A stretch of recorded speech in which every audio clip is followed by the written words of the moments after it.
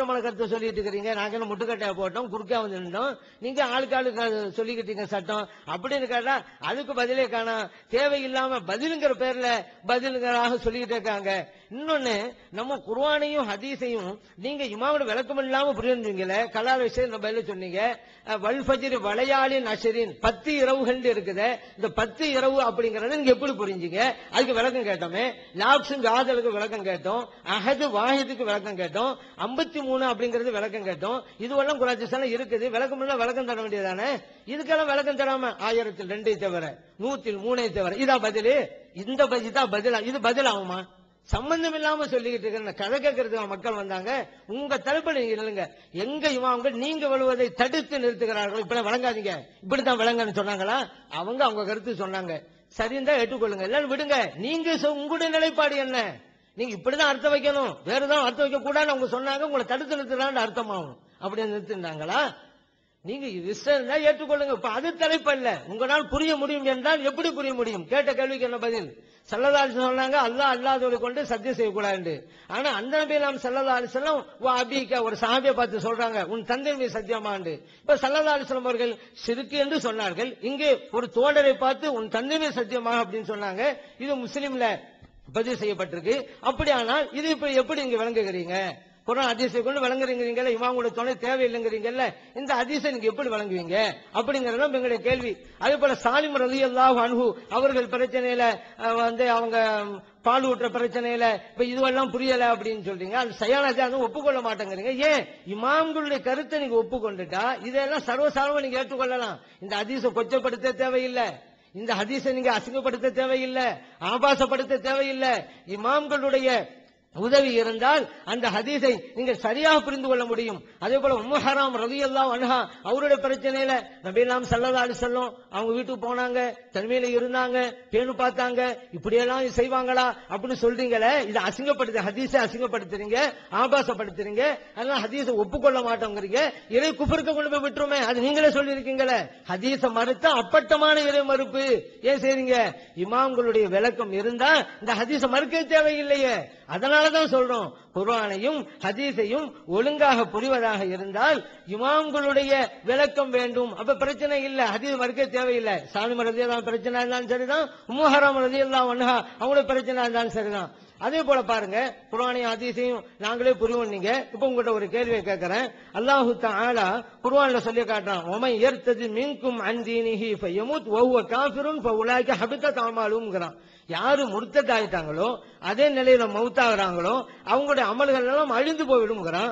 நபி நாம் ஸல்லல்லாஹு அலைஹி வஸல்லம் சொல்றாங்க, மன் தரக்க ஸலாத்தல் அஸ்ரி ஃபகத் ஹபித அமலுஹு.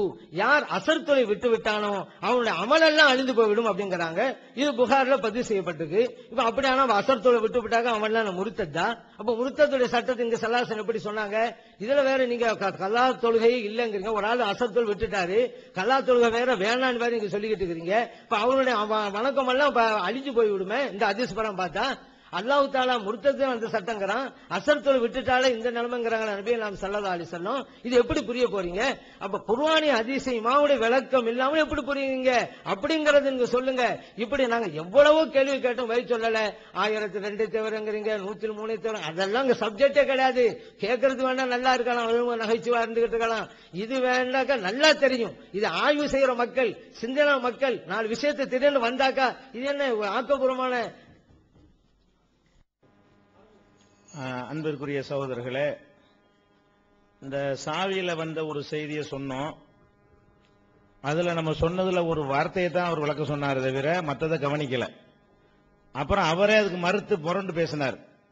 சாவில என்ன இருக்கு? 4 மதுஹபில் ஒன்றை பின்பற்றாதவன் வழிகேடன், வழிகெடுப்பவன் என்று மட்டும் இல்லை. எப்படி இருக்குன்னு கேட்டா, வலவ் வாஃபக கவுல சஹாபத்தி, சஹாபி சொல்லுக்கு பொருத்தமா இருந்தாலும் இமாம்கள் சொல்லாட்டி ஏத்துக்கிறாத. ஒல் ஹதீஸ் சஹீஹ், சரியான ஹதீஸுக்கு ஒத்து இருந்தாலும் சரியே. ஒல் ஆயத்தை, குர்ஆனுக்கு ஒத்து இருந்தாலும் சரியே, அதை எடுக்கக்கூடாது. இவர் என்ன சொன்னா? அப்படி சொன்னமாங்கிறாரு. அந்த வழக்கத்தை நான் எடுக்கக்கூடாதுன்னு சொன்னமா? சரியா இருந்தா எடுத்துட்டு போங்க, தப்பா இருந்தா விட்டுட்டு போங்க. அது நீங்க சொல்றீங்க, கிதாபு சொல்லல. கிதாப் என்ன சொல்லுது? தப்பா இருந்தாலும் மதுஹபை தான் எடுத்துக்கிறேன்னு.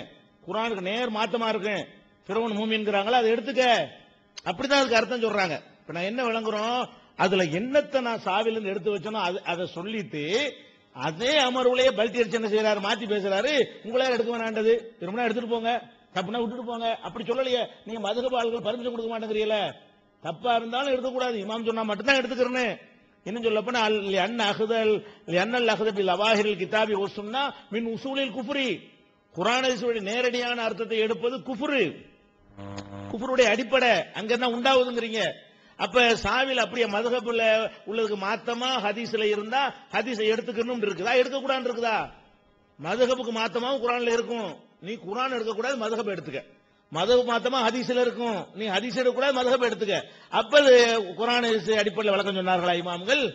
இமாம்கள் குர்ஆன் ஹதீஸுக்கு எதிராகத்தான் விளக்கம் சொன்னார்கள் என்று சொல்லி தெளிவாக சாவிங்கிறவர் இணைஞ்சிட்டாரு, விளக்கம் கொடுத்திருக்கிறாரு. அவரும் அதுக்கு மறுப்பாகவும் பேசிட்டாரு. அந்த கிளிப்ல பாத்தீங்கன்னா சாவில சொன்னதையே மதுஹபை பின்பற்றாட்டி வழிகேடுன்னு சொன்னாரு. ஆனா உங்களை யார் தடுத்தா? நல்லதை எடுத்துக்கிட்டு கெடுத்து விட்டு போங்க, அப்படிதான் நாங்க சொல்றோம். எப்ப சொன்னோம்? இப்பதான் சொன்னீங்க சாவில. எப்ப சொன்னோன்னு கேட்கிறாரு. கொஞ்ச நேரத்துக்கு வாட்சி காட்டியிருக்கிறேன், எப்ப சொன்னோன்னு கேட்கிறாரு. அடுத்து என்ன, இந்த தலாக்கு தவிர, மூனை தவிர, நாளை தவிர, நான் என்ன கேட்கிறேன், நீங்க என்ன சொல்றீங்க? 950 வருஷம் வாழ்ந்தாங்க, 50 வருஷத்தை தவிர. இது தப்பு கிடையாது. இது மாதிரி நீங்கள் பேசலாம், நான் பேசலாம். 10 ரூபா கொடு, 2 ரூபாயை தவிர 8 ரூபான்னு அர்த்தம். அதையா நான் சொன்னேன். இதுல என்னன்னு கேட்டா, உன்னை சொல்லிட்டு அதுலயே 10 தவிர வருது. அது எப்படின்னு கேட்டா, நீ 10 தலாக்கு 9 தவிர, அது தனி வார்த்தை இல்ல, சேர்த்து 10 தலாக்கு 9 தவிர, 8 தவிர, ஒண்ணுலயே 7 தவிர, 6 தவிர, 4 தவிர, 3 தவிர, 2 தவிர, 1 தவிர நான் பேசுவானா? அதான் கேள்வி. 10 தலாக்கு 2 தவிரன்னு சொல்லுங்க, அர்த்தம் இருக்குது. 8ன்னு வச்சுக்கிட்டு போங்க. 10 தலாக்கு 3 தவிரன்னு சொல்லுங்க, 7ன்னு அர்த்தம் வரும். நீங்க சொல்ற என்ன, ஒரு ஆளுக்கு என்ன செய்யுது, 100 ரூபா கொடுக்கணும், 90 தவிர, 80 தவிர, 70 தவிர, 60 தவிர, 50 தவிர, 40 தவிர, 30 தவிர, 10 தவிர, 90 என்ன அர்த்தம் இருக்கு? இதுக்கு என்ன அர்த்தம்? 100 கொடுக்கணும், 90 தவிர அர்த்தம் இருக்குது. 100 கொடுக்கணும், 80 தவிர அர்த்தம் இருக்குது. 100 கொடுக்கணும், 10 தவிர அர்த்தம் இருக்கிறது. நீங்க என்ன எழுதி கிதாபுல, அஸ்ரத்துன் இல்லா திசாத்துன் இல்லா சமானியத்துன் இல்லா சபாத்துன் இல்லா சித்தத்துன் இல்லா ஹம்சத்துன் இல்லா அர்பாத்துன் இல்லா சலாசத்துன் இல்லா சிந்தானி இல்லா வாஹிதத்துன் என்று இப்படியும் சேர்த்து சொன்னால் 5 அதுல நிகழும் அப்படின்னு கணக்கு சொல்றீங்க. அதே நேரத்தில் அன்தி தாலிகுன் அஸ்ரன் இல்லா திசான் இல்லா சமானியத்துன் இல்லா சபாத்தன் என்று சொன்னால் அதுல 2 நிகழும்ங்கிறீங்க. சொல்லும் போது எப்படி சொல்றான்னு கேட்டா, நீ 10 தலாக்கு 9 தவிர, 8 தவிர, 7 தவிர, இதுல 2 நிகழுமா? இது 2 தலாக்கா? இதுக்கு அர்த்தம் இது என்ன கணக்கு? இது எந்த பள்ளிக்கூடத்தில் இப்படி சொல்லி தர்றான்? இது என்ன இது இப்ப அல்ஜிப்ராவில் வருதா என்னன்னு? நான் கணக்குல வீக்கு. நீங்க என்ன செய்யுங்க, இந்த கணக்கை எங்களுக்கு விளக்குங்க. இதைத்தான் நான் கேட்டது. நான் கேட்டது என்ன, தவிரண்டு பேசுறது தப்புன்னு நான் சொன்னேன். தவிரண்டு பேசலாம், 8 தவிர, 10 தவிர, ஒரு தவிர சொல்லலாம், ரொம்ப சிரிக்க வேணாம். ஒரு தவிரண்டு சொல்லலாம், 10 தவிர. ஒரு பொருளை சொல்லிட்டு 100ன்னு சொல்லிட்டு 80 தவிர, 70 தவிர, 60 தவிர, 50 தவிர இது என்ன? இது எந்த லாங்குவேஜ்ல உண்டுமா? இப்படி எந்த பாஷையில் உள்ளவன் அப்படி பேசுவானா? அப்படி பேசினா இந்த அர்த்தம் 2 நீங்க நிரூபிக்கணும். இதுக்கு முதல் அர்த்தத்தையும் சொல்லணும். இது எப்படி அதுல 2 வரும், இதுல எப்படி 1 வரும், இதுல எப்படி 5 வரும் என்பதை நீங்க சொல்லணும். நான் கேட்டதை விளங்கிக்கிறேன்னு நான் சொல்லாத ஒண்ணு நீங்க போட்டு விளக்கிட்டு இருக்கிறீங்க. குர்ஆன்ல இருந்து ஆதாரம் காட்டுறீங்க. லபிதபிஹிம் அல்பசனத்தின் இல்லா ஹம்சீனாமா, 1000 வருஷம் இருந்தால் 50 தவிர. ஒரு 50 தவிர வந்திருக்கு, எப்படி வரல? 900 தவிர, 800 தவிர, 700 தவிர, 600 தவிர, 500 தவிர வந்தா அதுவும் கேள்விக்குரியதாகும். அப்படி அல்லாஹ் சொல்லல. நீங்க சொன்ன உலகலையும் அல்லாஹ்வோட ஜாயின் பண்றீங்க. அதான் எங்களுடைய கேள்வி. இதை என்ன செய்யணும், நீங்க விளங்கிக் கொள்ள வேண்டும். அடுத்து என்னன்னு கேட்டா, இன்னும் சொல்ல போனா, அந்த ஹதீஸ் தெரியல, தெரியாதனால அந்த காலத்துல சொல்லியிருப்பாங்க, நீங்க தெரிஞ்சுக்கிட்டு தெரியலங்கிறாரு. ஒரு மனுஷன் ஹதீஸ் கிதாபுல இருந்தாலும் அனைத்தையும் தெரிஞ்சவனா இருப்பானா? நான் கேட்கிறேன். என்ன அவர் ஆர்குமெண்ட் பண்ண பண்றாரு, நம்ம தப்ப வரக்கூடாதான், இமாம்கள் வரலாமா? அது என்னது, புக்காவே இருந்தா கூட பார்த்துக்கிட்டு இருக்கும்போது அடுத்த வரி உங்களுக்கு தெரியல. இந்த மேல பகவி இருக்குது, பகவி கீழே உள்ளது பகவின்னு போட்டீங்க. கண்ணு முன்னாடி தான் கிதாப் இருக்கிறது, பகவியில இருக்குன்னு அடிச்சு சொன்னீங்க. ஆனா பகவியில இல்ல, கீழே உள்ள ஒருத்தர் நோட்டு எழுதுன பிடிச்சி பகவிங்களா இல்லையா? அப்ப இந்த காலத்துல கண்ணு முன்னாடி கம்ப்யூட்டர்ல வச்சுக்கிட்டு எடுத்து கண்ணு முன்னாடி இப்படி செஞ்சீங்கள. திருமையில இருக்குன்னு சொன்னீங்க, கம்ப்யூட்டர்ல பார்த்து திருமையில இருக்குன்னு, திருமையில இல்லாம இருந்துச்சு. அப்ப இருந்து இந்த காலத்துல இருந்துக்கும் தப்பு செய்யலாமா? இருக்கும் போது நீங்க சொல்றீங்க, இல்லாத ஒண்ணு இருக்குன்னு சொன்னீங்க. அப்ப புக்கா இருந்தாலும் தப்பு வரலாம், புக்கு இல்லாட்டாலும் தப்பு வரலாம். புக்கு இல்லாட்டி இப்ப நிறைய தப்பு வரலாம்னு சொல்லுங்க. புக்கை கையில வச்சிருந்தா கூட ஒரு வரியை விட்டுட்டு ஒரு வரியை பாய்ச்சிட்டு போயிருவோம், வழங்குதா? கண்டுக்கிற மாட்டோம். மனிதன் தப்பு தான் இருக்கும், வழங்குதா? அவங்களுக்கு அந்த ரைட் இருந்தா எங்களுக்கு அந்த ரைட் இல்லைங்கிறீங்க. இதெல்லாம் ஒரு வாதமா? அப்ப இதெல்லாம் தப்பான இந்த சபையில எத்தனை நேரம் நீங்க மாத்தி மாத்தி பேசுனீங்க, கிதாபுல இருக்கிற மருத்துவம் பேசுனீங்க, அது நீங்க என்ன செய்யணும், ஞாபகத்துல வச்சுக்கிற வேண்டும். அடுத்ததாக இன்னொரு வசனத்தை நான் சொல்றேன் பாருங்க, விளக்கம் நிறைய சொல்ல வேண்டி இருக்கிறது. அதுக்கிடையில இந்த லாவுக்சிம் ஒண்ணு விளக்கம் சொல்லி முடிச்சுக்கிறேன். அது எதுக்கு நான் ஷார்ட்டா சொல்றது, ஷார்ட்டா சொல்லிடலாம், அதிகமா சொல்ல வேண்டி கொஞ்சம் தாமதப்படுத்தி நான் சொல்லுவேன், கொஞ்சம் பாயிண்ட்களை எடுத்து வச்சுட்டு. லாவுக்சிம் என்ன செய்யறான், அல்ல சத்தியம் செய்ய மாட்டேன்னு சொல்றான், ஆனா நீங்களே சத்தியம் செய்வேன் அர்த்தம் செய்யறீங்க. இது இமாம்கள் விளக்கம் இல்லாம சொல்ல முடியுமா நினைக்கிறா? எந்த இமாம் இது விளக்கம் சொன்னா ஒரு இமாம் தேவையில்லையா? இந்த லாங்குவேஜ்ல இந்த லாவுக்சிம் யௌமில் கியாமாங்கிறத கொண்டு போய் அபூஜஹல்கிட்ட சொன்னாலும் சத்தியம் செய்யறேன்னு விளங்கிடுவான். அந்த மொழியில இருக்கிறதுனால, அந்த மொழியில அந்த அர்த்தம் இருக்கிறதுனால இந்த இடத்துல லாவ சும்மா சேர்ப்பாங்க, அல்லாவும் சேர்ப்பான், ரசூலுல்லாவும் சேர்ப்பாங்க, அபூஜஹலும் சேர்ப்பான், எல்லாரும் சேர்ப்பாங்க. அப்படி சொல்ற ஒரு வழக்கம் இருக்கிறது. இதுக்கு என்ன நகுல இருக்குன்னா ஹிதாயாவுல இருக்கிறது என்ன இருக்கிறது, துஸாதுலா கபுலல் கசமி, கசமுக்கு முன் சத்தியத்திற்கு முன்னாடி லா என்பதை பொருளற்று சும்மா சேர்க்கப்படும். கௌலிஹி தஆலா லா உக்ஸிம் பியௌமில் கியாமா. அப்ப இது அந்த மொழியில உள்ளது என்பதற்கு அல் உசூலு பின்னஹுங்கிற நூல்ல, ஹிதாயாவுல, இன்னும் ஏராளமான இலக்கண நூல்கள்ல சொல்லி தர்றாங்க. இது சும்மா அப்படி சொல்லுவாங்க, லா உக்ஸிம்னு சொன்னாலே உக்ஸிம்னு அர்த்தம், அந்த சொல்லுக்கு அதுதான் அர்த்தம் என்பதற்கு இமாம் வர வேண்டியதில்லை, சஹாபி கூட வர வேண்டியதில்லை, அந்த காலத்தில் வாழ்ந்த காபிர்களும் கரெக்டா புரிஞ்சுக்கிடுவாங்க. அப்ப அது அந்த மொழியில உள்ள ஒரு விஷயம் தானே தவிர இதுக்கு இமாமுக்கு என்ன சம்பந்தம் இருக்கு? எல்லாரும் அப்படி விளங்கிடுவாங்களே, இதுதான் உங்கள்ட்ட அதுக்கு பதில் சொல்லியாச்சு. இடையில ஒண்ணுனா சொல்லிட்டு இருப்போம், புதுசு நாங்க வைக்கணும், பெரும்பாலும் சொல்லிக்கிட்டு மட்டும் இருக்க முடியாது, நாங்க வாதங்கள் வைக்க வேண்டி இருக்கிறது. அதுக்கு அடுத்துங்க ஒரு ஆயத்து இருக்கிறது, முஹம்மது ரசூலுல்லா, முகமது அல்லாஹ்வுடைய தூதரு அப்படின்னு ஆரம்பிக்கிற ஒரு ஆயத்து. அதுல என்ன வருது, உள்ளதீன மாஹு, அவரோடு இருப்பவர்கள், அஷித்தாவு அலல் குஃபாரி, காபிர்கள் மீது கடுமையாக இருப்பார்கள், ருஹமாவு பைனஹும், தங்களுக்கு மத்தியில் அன்புடையவர்களாக இருப்பார்கள், தராகும் ருக்கான் சுஜ்ஜதன் எப்தகுன பதரம் மினல்லாஹி ரிதுவானா, அல்லாஹ்வுடைய அன்பையும் அருளையும் தேடியவர்களாக ருக்குவிலும் சஜிதாவிலும் அவர்கள் இருப்பதை நீங்கள் காண்பீர்கள். அவங்களுடைய நெற்றியில சஜிதாவுடைய அடையாளம் இருக்கும். இது தௌராத்திலையும் இஞ்சிலையும் இவங்களை பற்றி இது சொல்லப்பட்டிருக்கிறது, உதாரணம் சொல்லப்பட்டிருக்கிறது. அது ஒரு பயிரை போன்றது. தமிழ்ல உங்களுக்கு படிச்சிடறேன், என்ன டைம் இல்லாதனால அரபியும் படிச்சிருக்கேன், ஆயத்து தானே. அது தனது குருத்தை வெளிப்படுத்துகிறது, பின்னர் அதை பலைப்படுத்துகிறது, பின்னர் கடினமாகி அதன் தண்டின் மீது நிலையாக நிற்கிறது. நிராகரிப்பவர்களுக்கு கோபத்தை ஏற்படுத்துவதற்காக விவசாயிகள் எனும் நம்பிக்கையுடையவர்களை அது மகிழ்ச்சி அடைய செய்கிறது. அவர்களில் நம்பிக்கை கொண்டு நல்லறம் செய்தவர்களுக்கு மன்னிப்பையும் மகத்தான கூலி அல்லாஹ் வாக்களித்துள்ளான் இருக்குது ஒரு ஆயத்து.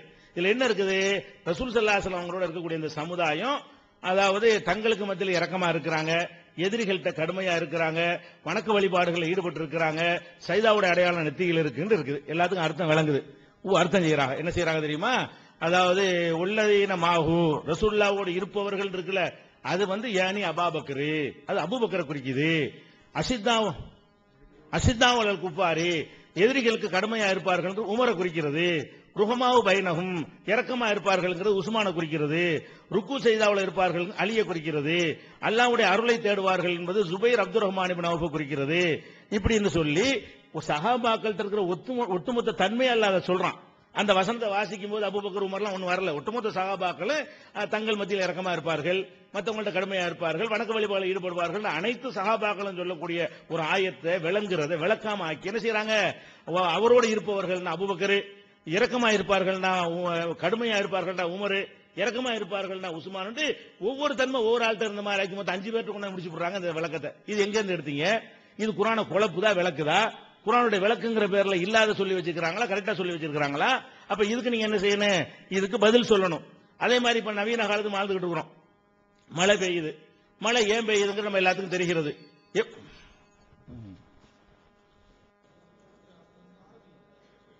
அன்பார்ந்த பெரியவர்களே, விவாத ஒப்பந்தத்தில் என்ன இருக்கு, மூல நூல்களிலிருந்து மட்டுமே ஆதாரம் காட்ட வேண்டும்.